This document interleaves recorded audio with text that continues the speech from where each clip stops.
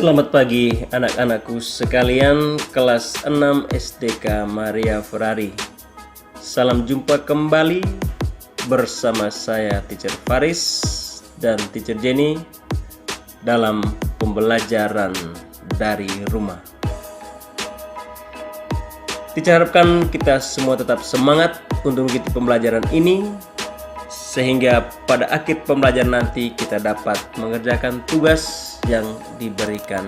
Baik, anak-anakku sekalian, sebelum kita memulai pembelajaran kita, mari kita terlebih dahulu mengawali kegiatan kita dengan doa. Dalam nama Bapa dan Putra dan Roh Kudus, amin. Ya Tuhan, kami berterima kasih kepadamu dan bersyukur kepadamu karena Engkau telah menyertai perjalanan hidup kami. Kami bersyukur karena Engkau telah melimpahi rahmat kesehatan bagi kami. Pada kesempatan pagi hari ini kami akan memulai kegiatan belajar dari rumah. Kami mohon kepadamu, utuslah Roh Kudus-Mu ke atas kami, agar kegiatan kami pada pagi hari ini berjalan lancar sesuai dengan kehendak dan rencana-Mu. Nama-Mu kami puji, kini dan sepanjang segala masa. Amin. Dalam nama Bapa dan Putra dan Roh Kudus. Amin. Baik adik-adikku sekalian, pada hari ini kita masih pada tema yang sama. Tema 1, selamatkan makhluk hidup. Subtema 1, tumbuhan sahabatku, pembelajaran 5. Tujuan pembelajaran yang kita capai setelah kita melakukan kegiatan pembelajaran hari ini, kita menjelaskan pengaruh kondisi geografis terhadap kehidupan sosial budaya. Kita dapat menulis laporan tentang perbedaan sosial budaya dari dua negara terkait kondisi geografisnya dengan benar melalui diagram Venn. Menjelaskan alat yang digunakan dalam membuat patung. Dan terakhir, membuat patung dengan menggunakan teknik tertentu.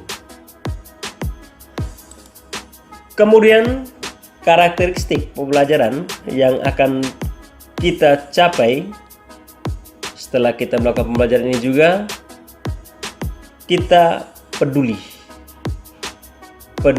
terhadap orang lain, peduli terhadap sesama, peduli terhadap lingkungan, dan kita peduli juga terhadap diri kita sendiri. Materi pembelajaran yang akan kita bahas pada kesempatan ini untuk muatan IPS, yaitu pengaruh karakteristik geografis terhadap kehidupan sosial budaya. Kemudian untuk SBDP, membuat patung. Baik, adik-adik atau anak-anakku sekalian yang cantik-cantik dan yang ganteng-ganteng, tetap semangat karena kita akan memulai materi kita pada pagi hari ini. Kondisi geografis Asia Tenggara. Berdasarkan letak astronomisnya, Asia Tenggara terletak pada 28 derajat lintang utara sampai dengan 11 derajat lintang selatan dan 93 derajat sampai 141 derajat bujur timur.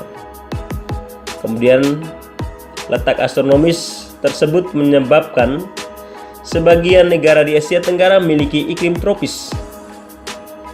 Negara dengan iklim tropis memiliki dua musim, yaitu musim kemarau dan musim hujan. Hanya ada satu negara yang memiliki iklim subtropis, yaitu Myanmar, bagian utara. Nah, kondisi ini menyebabkan Myanmar memiliki 3 musim, yaitu musim panas, musim dingin, dan musim hujan. Kemudian iklim tropis sangat cocok bagi pertumbuhan tanaman, dalam hal ini tanaman pangan, dan tanaman pangan seperti padi. Iklim tropis juga menyebabkan negara di Asia didominasi oleh hutan hujan tropis. Ciri-ciri hutan hujan tropis yaitu jarak antara pohon rapat, memiliki daun lebat, hijau sepanjang tahun, dan jenis tumbuhan beraneka ragam. Baik adik-adikku sekalian, sekarang kita melihat kondisi geografis Asia Tenggara. Jadi sebagian besar kawasan Asia Tenggara juga memiliki wilayah laut yang luas. Sebagian besar negara di kawasan Asia Tenggara mengembangkan kegiatan perikanan tangkap. Selain itu untuk kegiatan transportasi, objek wisata dan kegiatan pertambangan minyak dan gas bumi. Lalu letak geografis Asia Tenggara berada di 3 perairan, yaitu Samudra Hindia dan Teluk Benggala di bagian barat, kemudian Laut Cina Selatan di utara, dan Samudra Pasifik di bagian tengah. Wilayah Asia Tenggara juga dibagi menjadi 2 dataran, antara lain dataran yang berbentuk semenanjung dan dataran yang berbentuk gugusan pulau. Kalau daratan yang berbentuk semenanjung, yaitu wilayah yang berbentuk semenanjung.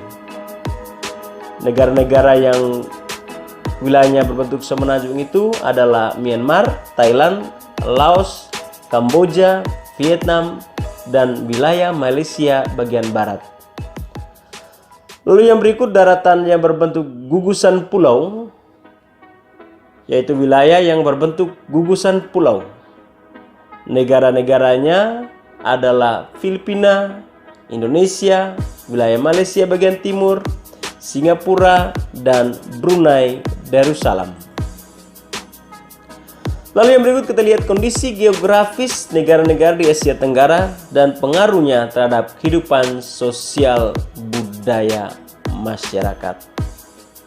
Jadi kondisi geografis ini juga mempengaruhi kehidupan sosial budaya masyarakat setempat di negara itu. Yang pertama kita lihat negara Indonesia. Indonesia dikenal sebagai negara kepulauan karena wilayahnya terdiri atas beribu-ribu pulau, baik pulau-pulau besar maupun pulau-pulau yang kecil, di mana pulau-pulau itu dikelilingi oleh lautan. Indonesia juga terletak di antara 2 samudra, yaitu Samudra Hindia dan Samudra Pasifik, dan di antara 2 benua, yaitu benua Asia dan benua Australia. Nah, ini merupakan letak geografis Indonesia. Indonesia terletak di antara 2 sabuk pegunungan, yaitu Sirkum Pasifik dan Sirkum Mediterania. Akibat dilalui jalur Sirkum Pasifik, di Indonesia terdapat banyak gunung api.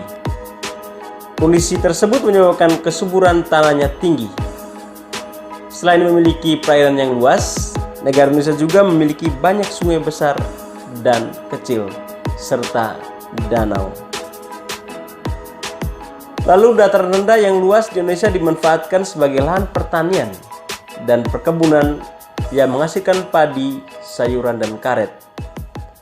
Potensi hutan Indonesia menghasilkan rotan dan kayu, yaitu kayu jati, yang dimanfaatkan sebagai bahan mebel. Ada pula getah yang dihasilkan oleh pohon karet. Perairan dimanfaatkan hasil lautnya seperti ikan, rumput laut, dan garam. Sedangkan pantai-pantai di Indonesia banyak dimanfaatkan sebagai tempat pariwisata.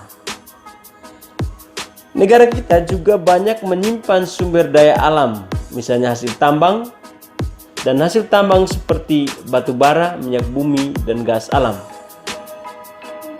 dapat dimanfaatkan sebagai sumber energi. Yang berikut kita lihat negara Malaysia. Wilayah Malaysia dipisahkan oleh Laut Tiongkok Selatan dan Selat Karimata. Wilayah barat terletak di Semenanjung Malaya, sedangkan wilayah timur terletak di Pulau Kalimantan.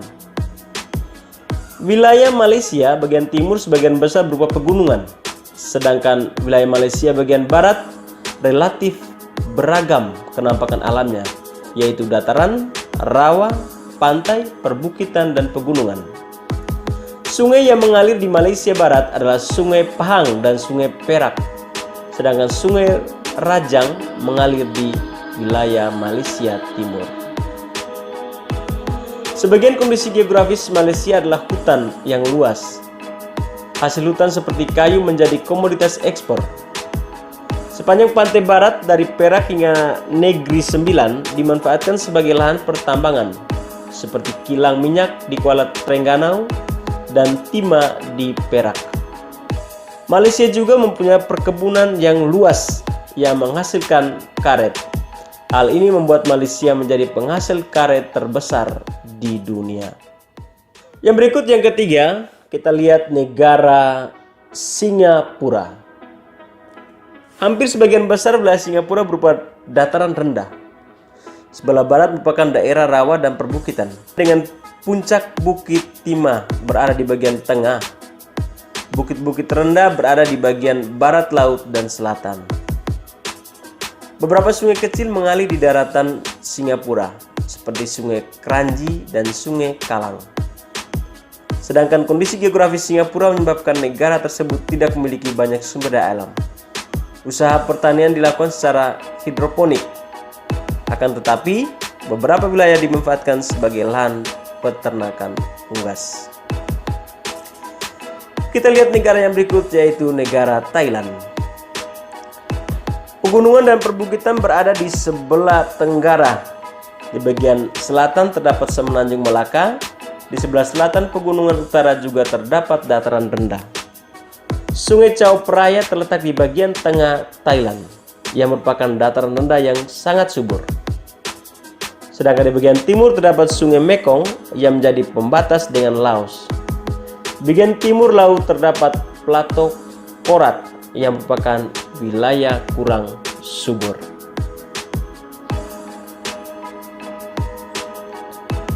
Kegiatan pertanian yang ada di Thailand banyak dilakukan di sepanjang Sungai Chao Phraya. Hasil pertanian terbesar adalah padi. Bahkan Thailand dijuluki sebagai lumbung padi utama di Asia Tenggara selain hasil pertaniannya. Adapun hasil pertambangan seperti timah, timbel, seng, dan mangan yang banyak dijumpai di Semenanjung Thailand. Sungai Mekong dan Chao Phraya, Selat Melaka, dan Teluk Siam dimanfaatkan penduduk untuk kegiatan penangkapan ikan. Negara yang berikut yaitu Filipina.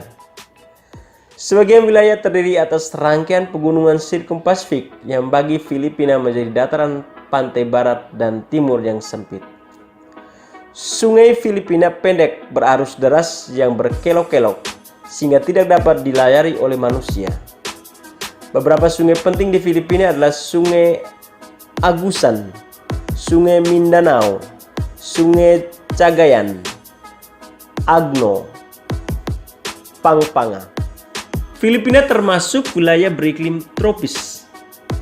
Wilayah Filipina memiliki banyak fenomena badai. Badai terjadi pada saat peralihan musim panas dan hujan.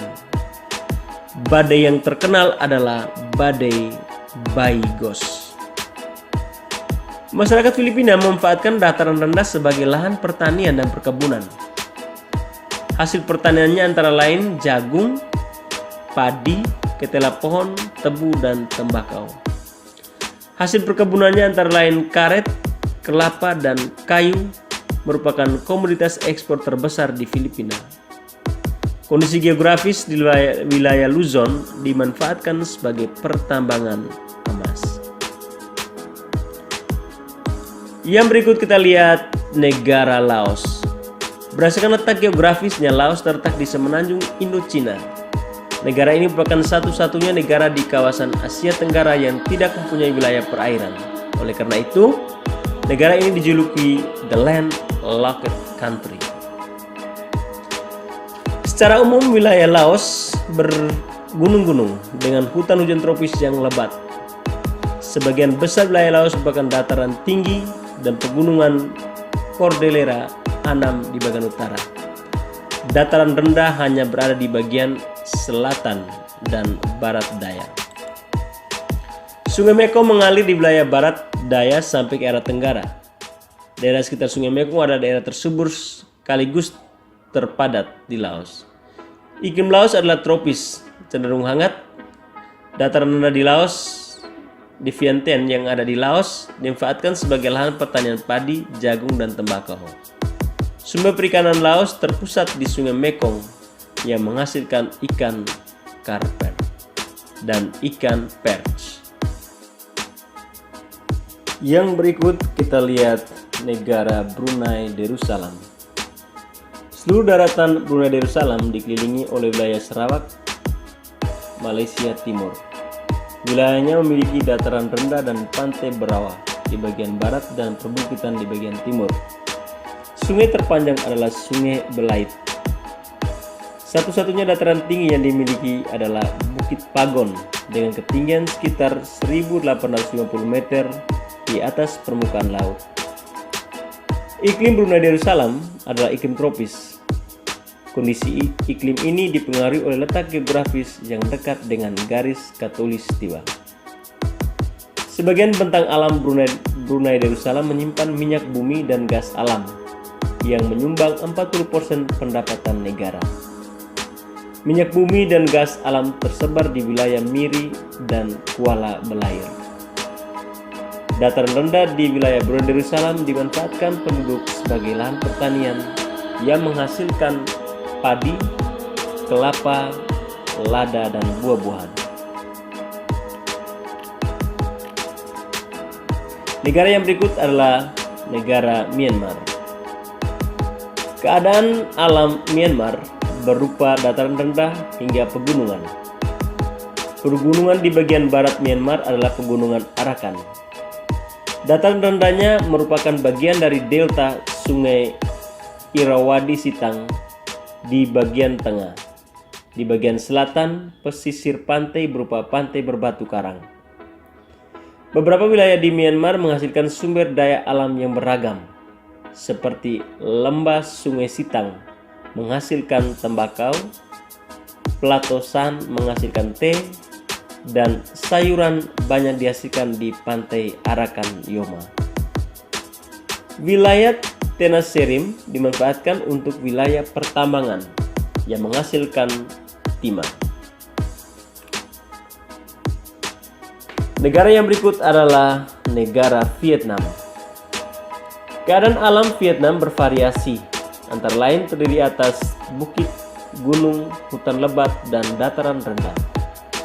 Di sebelah tenggara terdapat dataran tinggi Yunnan dan dataran tinggi Annam. Delta Sungai Merah berada di sebelah utara.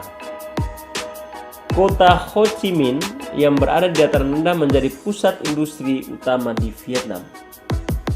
Industri yang berkembang di Vietnam antara lain industri pengolahan makanan, penggilingan padi, dan tekstil. Sebagian dataran rendah dimanfaatkan sebagai lahan pertanian yang menghasilkan buah, sayuran, ubi jalar, dan kopi. Hutan utama di Vietnam menghasilkan kayu jati dan rotan sebagai bahan baku mebel. Yang berikut negara Kamboja. Sebagian besar wilayah Kamboja merupakan dataran rendah yang tinggi yang bergelombang di bagian timur. Di bagian barat laut terdapat dataran Latustrin. Dataran ini terbentuk akibat banjir di sekitar Danau Tonle Sap. Sungai Mekong adalah sungai terbesar yang melewati negara Kamboja. Kamboja memiliki Danau Tonle Sap yang merupakan penghasil ikan tawar utama di kawasan Asia Tenggara. Sungai Mekong dan Danau Tonle Sap sangat subur sehingga dimanfaatkan penduduk untuk pertanian padi, umbi-umbian, jagung, dan buncis. Ada pula hasil perkebunan seperti tembakau dan karet. Negara yang terakhir adalah Timor Leste. Sebagian besar wilayah Timor Leste berupa pegunungan. Daerah pegunungan terutama terdapat di daerah utara. Puncak tertinggi dari rangkaian pegunungan di Timor Leste adalah di bagian pedalaman. Daerah sebelah selatan berupa delta, sungai, dan rawa. Timor Leste juga memiliki daerah perbukitan. Daerah ini ditumbuhi semak dan pohon eukaliptus. Kualitas tanah di Timor Leste pun sangat bervariasi. Di beberapa tempat terdapat tanah yang steril dan berkualitas baik, sehingga dapat ditanami jagung, beras, tebu, tembakau, kapas, rempah-rempah, buah-buahan, dan sayuran tropis. Timor Leste juga banyak menyimpan sumber daya alam, misalnya hasil tambang. Hasil tambang dapat dimanfaatkan sebagai sumber energi. Timor Leste beriklim tropis.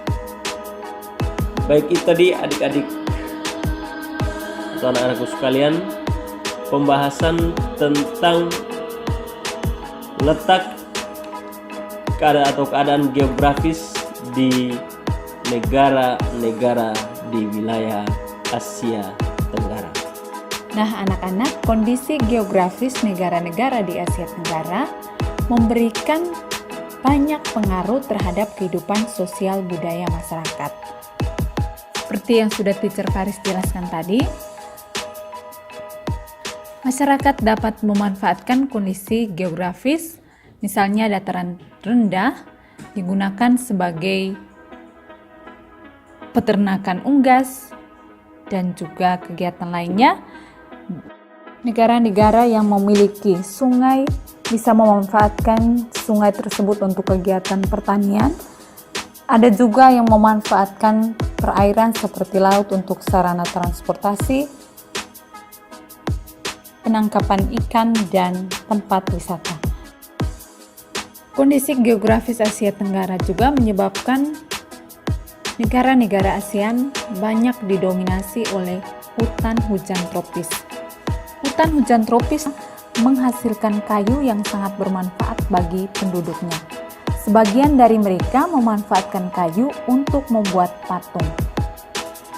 Pada pembelajaran 2 sebelumnya, kita sudah mempelajari tentang jenis dan bahan membuat patung, serta cara sederhana membuat patung dari bahan lunak. Untuk menghasilkan sebuah patung yang bernilai seni, kita juga membutuhkan peralatan untuk membuat patung. Untuk membuat patung dari bahan lunak, kita memerlukan beberapa alat. Yang pertama, butsir atau sudip. Contoh butsir atau sudip dapat dilihat pada gambar seperti ini. Alat ini terbuat dari kayu dan kawat untuk membuat patung dari bahan lunak. Yang berikut adalah meja putar. Meja putar merupakan meja yang dapat diputar untuk mencetak patung, berfungsi untuk memudahkan dalam mengontrol bentuk dari berbagai arah. Biasanya digunakan pada patung dari tanah liat. Alat yang berikut adalah cetakan. Cetakan merupakan alat yang digunakan untuk mencetak patung dari bahan lunak dan bahan cair. Nah, anak-anak, coba perhatikan gambar cetakan yang teacher sajikan. Peralatan yang berikut adalah senduk adonan. Senduk adonan adalah alat yang digunakan untuk mengambil adonan dan menempelkan pada kerangka patung. Bentuk senduk adonan dapat dilihat pada gambar yang disajikan. Dalam membuat patung dari bahan semi lunak dan bahan keras, diperlukan juga peralatan. Alat-alat yang digunakan adalah yang pertama pahat. Pahat merupakan alat yang digunakan untuk membentuk bahan menjadi patung. Bahan yang biasanya menggunakan pahat yaitu patung kayu, batu, besi, atau kaca. Yang kedua adalah palu. Palu merupakan alat pelengkap pahat. Palu memberikan tekanan pada pahat sehingga dapat membentuk patung. Jadi anak-anak, jika tidak ada palu, pahat tidak dapat digunakan untuk membentuk bahan menjadi patung, ataupun sebaliknya. Peralatan yang ketiga adalah amplas. Amplas berfungsi membuat permukaan benda yang kasar menjadi lebih halus dengan cara menggosokkan permukaan kasarnya ke permukaan suatu bahan atau benda. Contoh kertas amplas dapat dilihat pada gambar yang teacher sajikan. Nah, anak-anak, itulah alat-alat yang digunakan dalam membuat patung dari bahan lunak, semi lunak, dan bahan keras. Dengan adanya alat-alat tersebut dapat mendukung pengerjaan sebuah karya seni, yaitu patung, sehingga memberikan hasil yang memiliki nilai jual yang tinggi dan bisa dinikmati oleh siapa saja. Nah, anak-anakku sekalian, teacher berharap semoga dalam membuat patung, anak-anak juga perlu memperhatikan dan menggunakan alat-alat yang sudah teacher sampaikan pada kegiatan pembelajaran ini, sehingga patung yang anak-anak hasilkan menjadi lebih indah dan memiliki nilai estetika yang tinggi. Baik, anak-anakku sekalian yang cantik-cantik dan ganteng-ganteng, itulah kegiatan pelajaran kita hari ini. Semoga dengan kegiatan pelajaran kita pada hari ini, kalian dapat melakukan sesuatu dan dapat mengerjakan soal-soal yang diberikan nanti. Baik anak-anak, kita akhiri kegiatan kita dengan doa. Dalam nama Bapa dan Putra dan Roh Kudus, amin. Ya Tuhan, kami berterima kasih kepadamu karena Engkau telah menyertai kami dalam kegiatan pembelajaran pada kesempatan ini. Kami mohon kepadamu, kiranya apa yang kami pelajari pada kesempatan kali ini dapat berguna bagi kami dan masa depan kami selanjutnya. Namamu kami puji, kini dan sepanjang segala masa. Amin. Dalam nama Bapa dan Putra dan Roh Kudus. Amin. Oke, baik anak-anak. Teacher sampaikan terima kasih banyak kepada anak-anak sekalian yang telah mengikuti kegiatan pembelajaran dari awal hingga selesai. Terima kasih juga kepada Bapak Mama yang telah mendampingi anak-anak dalam kegiatan pembelajaran kali ini. Tetap semangat, tetap jaga kesehatan, dan patuhi protokol kesehatan. Terima kasih, Tuhan memberkati. Bye-bye.